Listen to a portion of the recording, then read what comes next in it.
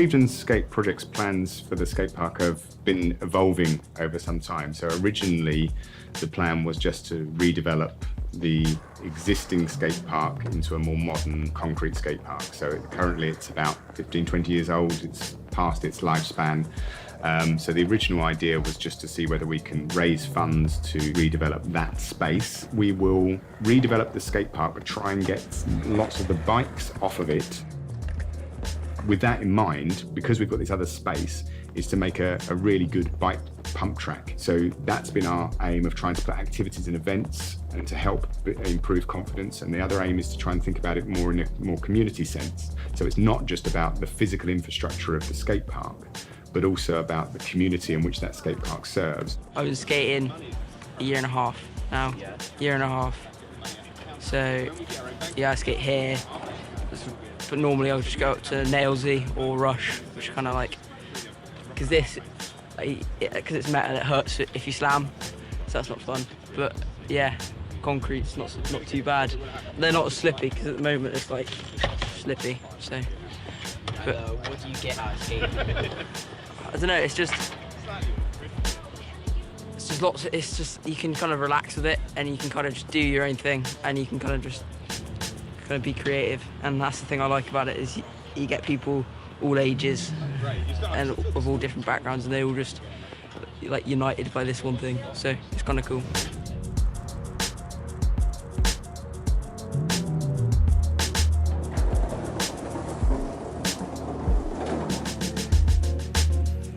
My name is Rachel Sherlock, and I'm a skateboarder that grew up in Clevedon, but I now live in London, where I work as the senior studio technician at ITV Daytime. How did I get into skating? I think for people my generation, most of us that skate kind of learnt it through the Tony Hawk Pro Skateboarding video games that came out. There was a shop in Bristol called 50/50, and they used to have a skate team. We didn't really have any social media back then, so I literally think one kid in my street had started skateboarding and the rest of us were playing the video game. So yeah, I think it was the days of Tony Hawk Pro Skating video games and Jackass and things like that.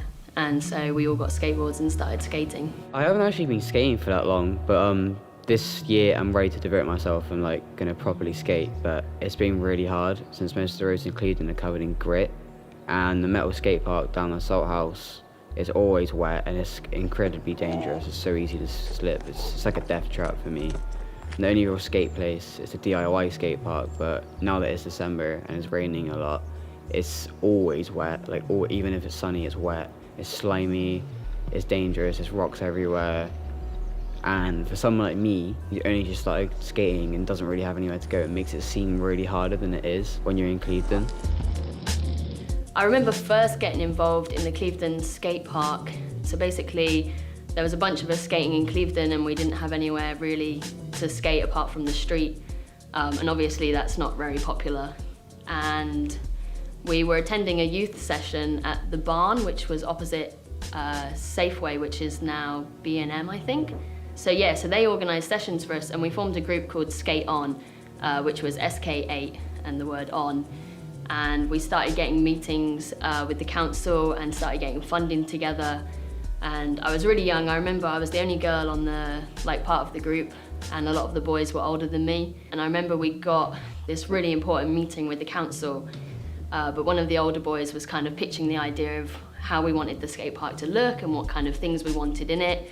And at the time I knew nothing about skate park development. And had I known what I know now about skate parks and the best kind of skate parks that are out there, is that I wouldn't have encouraged them to have designed Clevedon the way they did.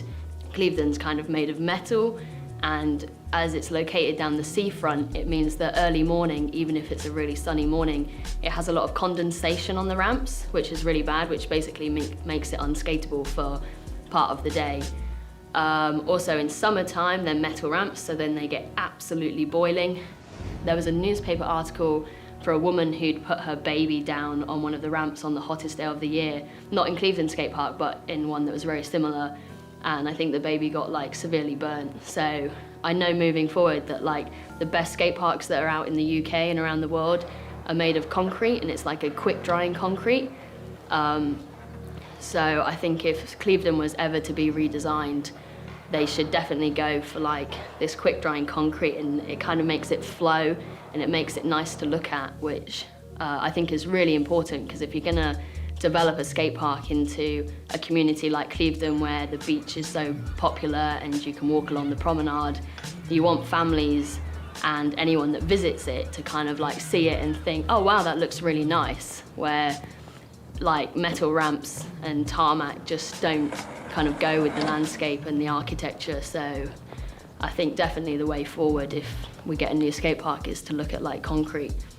I've been using a skate park since I started a year and a few months. Yeah, for me it's about the same, because obviously we both live there, we're both mates, so the metal is obviously less forgiving when you land on it, especially the coping and all that. Yeah, if it was concrete you'd have more people come in and it would just be a nicer place to skate. My influences personally to get involved in the skate project are not that I am a skateboarder, but that I've got 4 boys who are always down at the skate park, always on wheels, whether that be bikes, scooters or skateboards. And I really wanted to see some renovation happening where they would have better facilities for themselves, for further generations to come, and where we could see more involvement across the ages and the sexes, and so there'd just be more of the community involved in something exciting going on for Clevedon, which at the moment doesn't have very much going on for young people.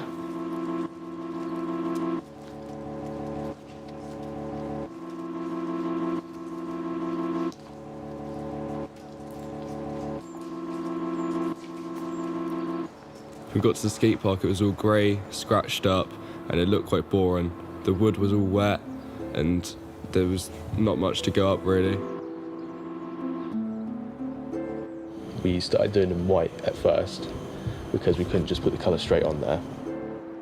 We had to allocate jobs and work as a team to paint the skate park, because there was just so much to do in such a short amount of time. And considering there was a lot of rain, we had to do it quickly, but we managed to get it done in the end. An hour or two into it, it started raining, which was difficult because it started to wash some of the paint away, but we got through that.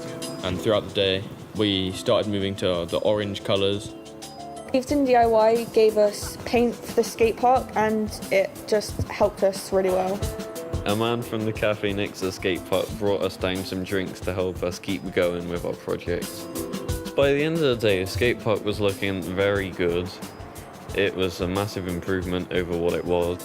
It would definitely help bring more attraction towards the skate park and hopefully help in its development.